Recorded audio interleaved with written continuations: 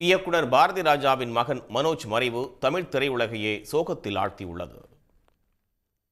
1976 ஆண்டு பிறந்த மனோஜ் 1999 தந்தையும் இயக்குனருமான பாரதி ராஜா இயக்கத்தில் உருவான தாஜ்மஹால் படம் மூலம் நாயகனாக அறிமுகமானார். இசையமைப்பாளர் AR ரஹ்மான் இசையில் முதல் படத்திலேயே ஒரு பாடலையும் பாடி கவனிக்க வைத்தார் மனோஜ். பாரதி ராஜா தமக்கு இயக்குனராக வேண்டும் என்ற கனவு இருந்தாலும் தந்தையின் ஆசைக்காக நாயகனாக நடித்ததாக மனோஜ் பல நேர்காணல்களில் கூறினார். தொடர்ந்து அல்லி அர்ஜுனா, வருஷமெல்லாம் வசந்தம் திரைப்படங்களில் நாயகனாக தோன்றினார்.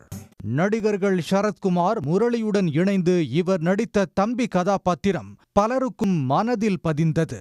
பின்னர் பல குணச்சித்திர கதாபாத்திரங்களில் நடித்து கவனம் ஈர்த்தார் மனோஜ்.